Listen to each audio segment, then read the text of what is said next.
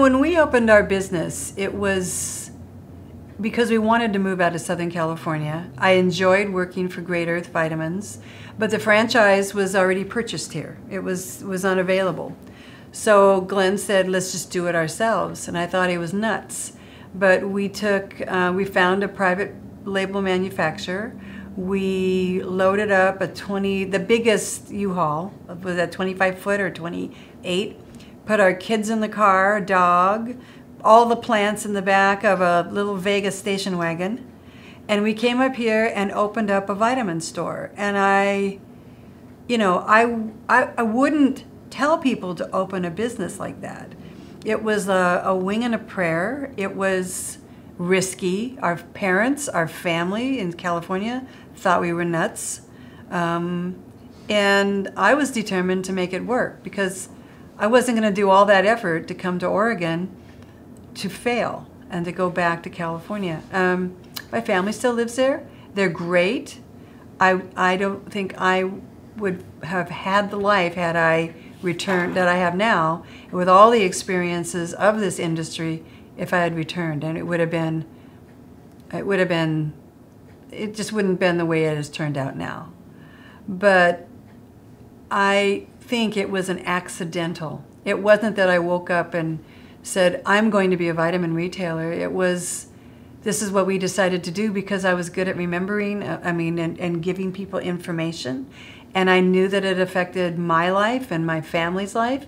It affected me during my pregnancies. I came out with the 10 scores, with each of my pregnancy. I have 3, and my kids were great because of their supplements. So, it was something that I really felt good about doing. But it wasn't because that's what I dreamed of doing. Well, apparently health foods were in my family well before I was even born. My grandparents used to patronize a store somewhere in Redlands or in San Bernardino area, and they bought whole grains and they bought wheat germ and all those strange things in the 30s and 40s that were available then. And I think they even made yogurt, but I don't know that one for sure. I was going to try to verify that. But when my parents, they got married, I was a kid of the 50s. I was there when Jiffy peanut butter with all this sugar was introduced.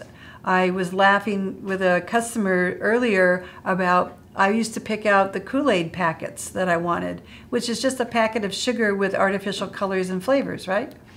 So it was made in an aluminum pitcher, in aluminum cups. But I didn't have any siblings, and I think what my mom and dad went on a quest to find out, what should we do? And Adele Davis was really big at the time, and you just have healthy children. So what did I find at the table? First of all, we started making yogurt. My mom was making whole wheat bread from whole grains. We were going to a very odd vitamin store that had ladies in white jackets that would put little brewer's yeast powder and dry milk powder in little baggies, and my mom would take them home and use them in cooking.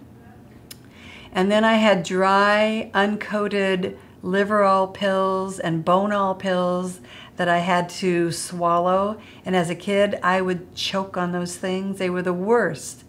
But that was part of my childhood. So to me, that was torturous. And my mom was very knowledgeable about what supplements or what good eating could do.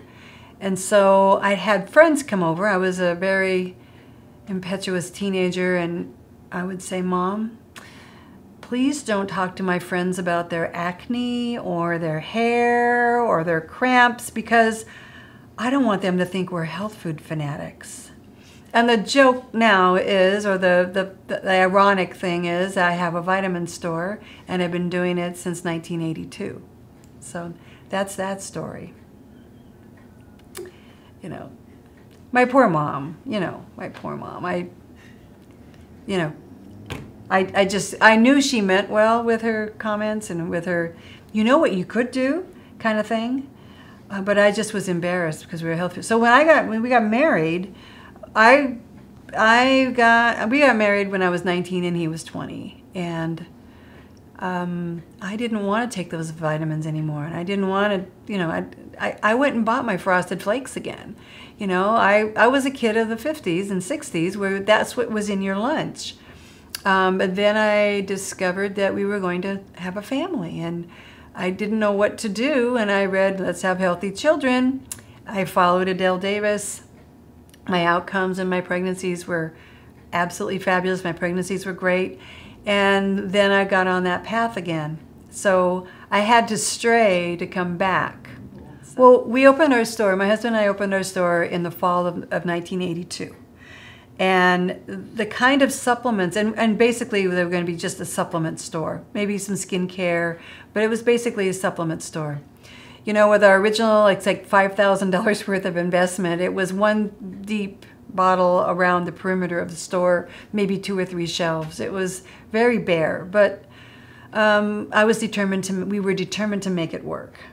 The vitamins were multivitamins, some singles, zinc, selenium, maybe a couple of herbs, and then a couple of really high-end, it was very, very cutting edge to have amino acids, lysine, tryptophan, what would be another one? I can't remember. There were very few. There phenylalanine. So then on the scene came Sandy Shaw and Durk Pearson with Life Extension.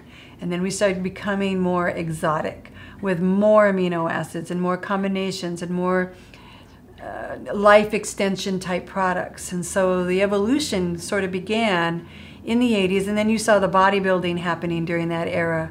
And in the bodybuilding world, you had natural, maybe performance enhancing kind of things, and you had inosine, and you had, I can't remember all the names of the products, but we had specialized sports supplements.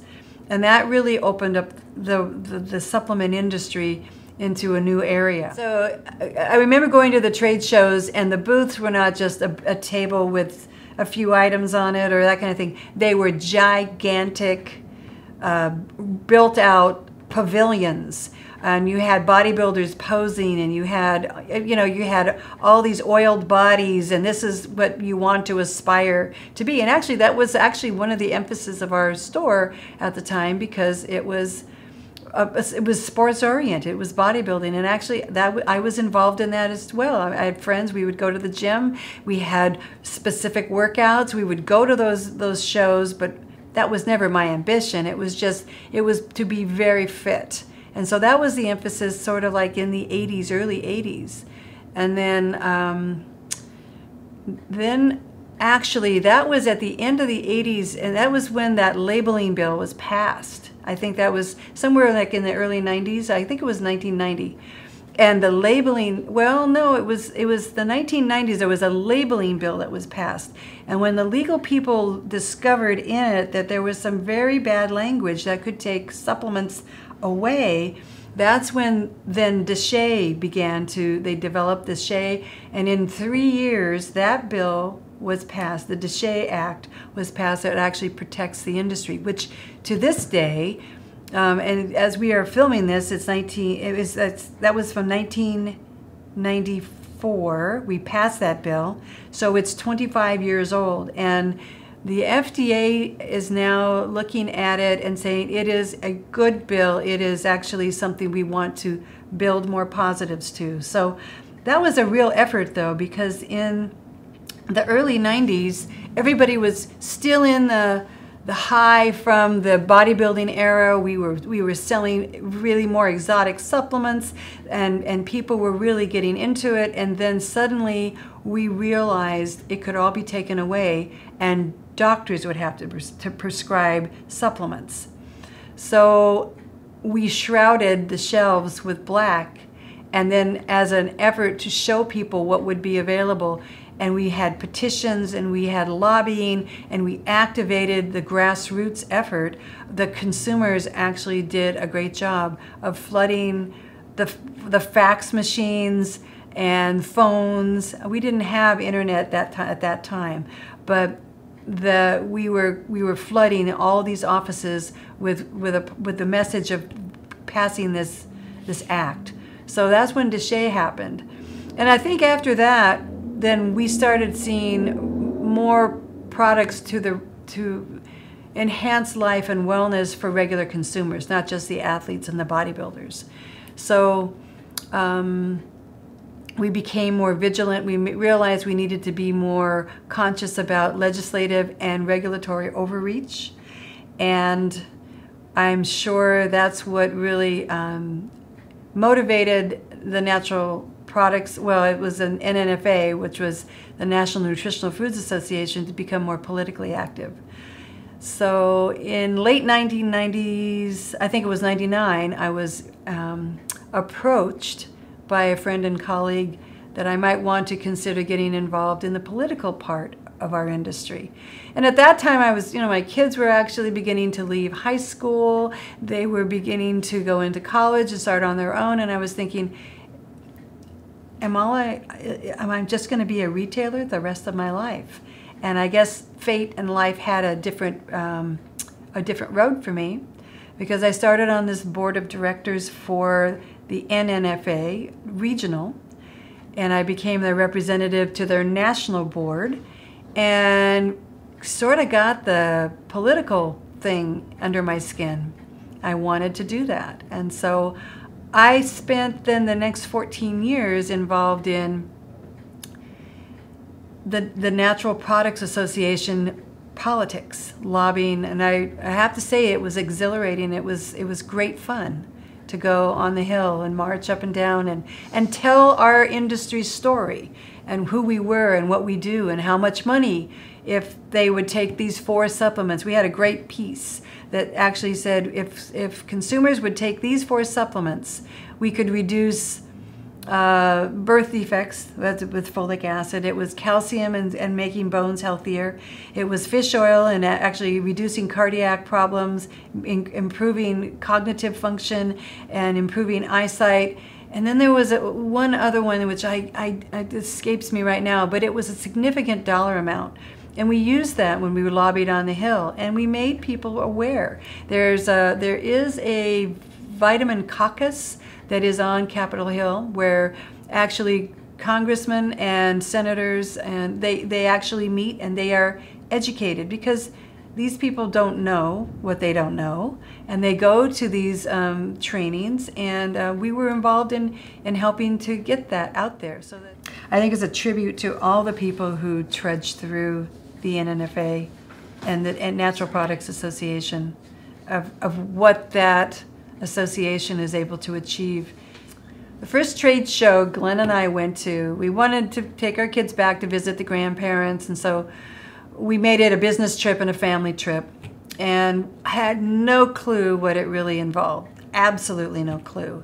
So I register, we drive down there, and we go to Expo West, and we walk into the trade floor, and it's like, I have never seen so many vendors, so many people, and it was paralyzing. It was paralyzing.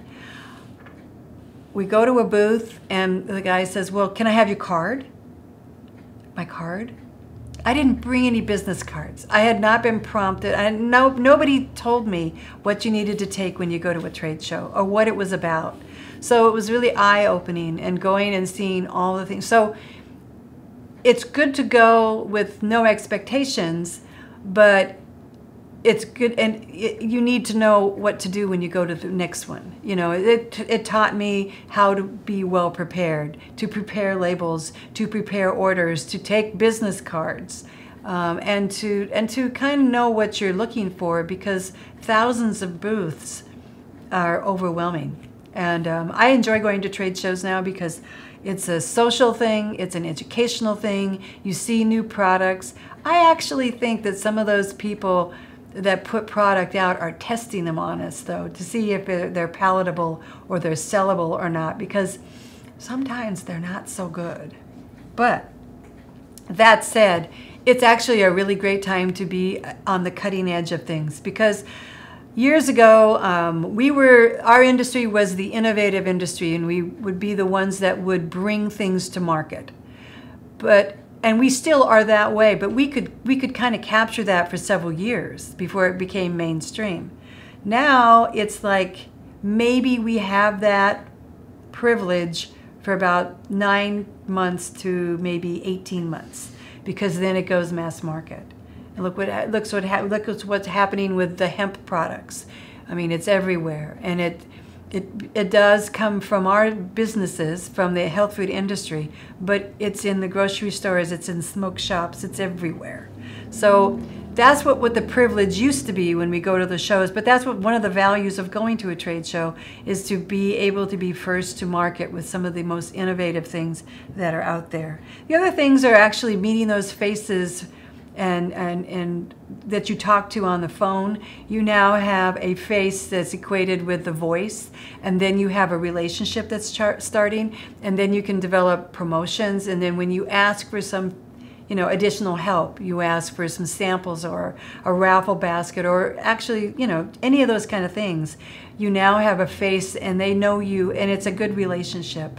So, and I think that's also what happens when you become part of a trade association like NPA, because you're working not only with retailers to retailers, but also manufacturers and distributors and brokers, and you all learn to, you're all like this family of like-minded souls, and you work together to help people with their health and their wellness, help people lead better lives.